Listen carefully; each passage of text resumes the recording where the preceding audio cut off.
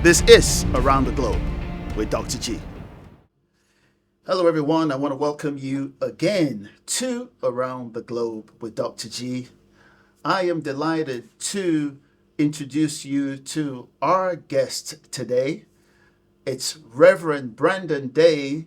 He serves at the St. Albans and St. Stephen's Parish. Reverend Day, thank you so much for joining us. It's my pleasure, Dr. G. Thank you. How's your day been so far before we get into the deeper questions? Oh, it's been up and down. There's been high points and low points, but that's kind of life, isn't it? Yeah, it is. In fact, that question is actually going to lead me to the first question. You're welcome. on your journey of faith, what's that been like thus far? As far as how things started, some of the things perhaps that would interest our viewers is that did you come to Christ? Did you have a moment like the Apostle Paul, where you, where there was just a visitation of Christ at a particular point, or how was it for you?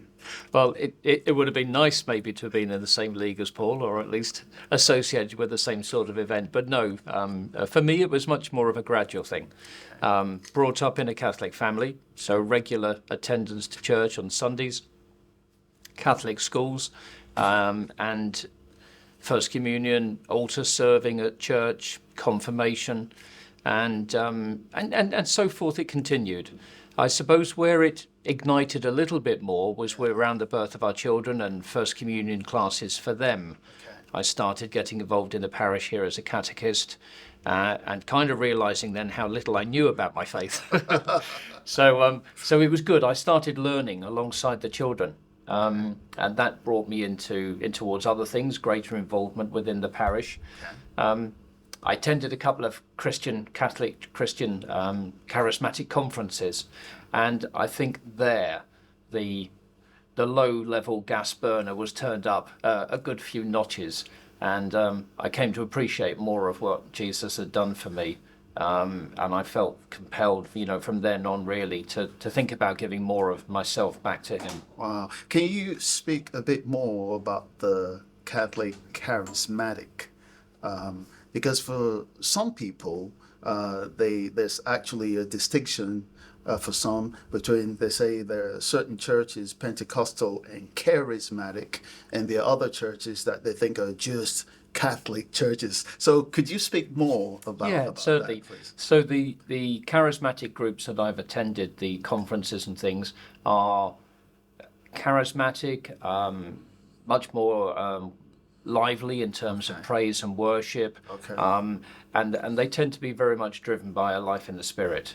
So they are attended primarily by Catholics, but Catholics again who have come alive.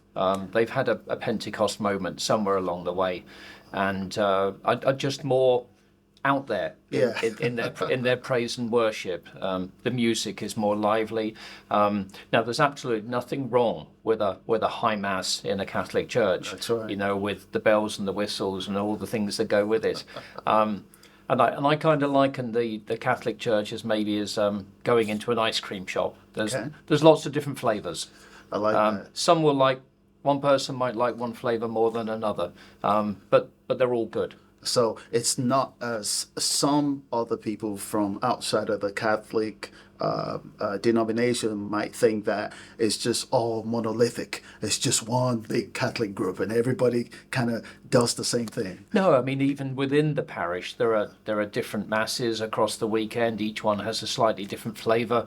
It's nice.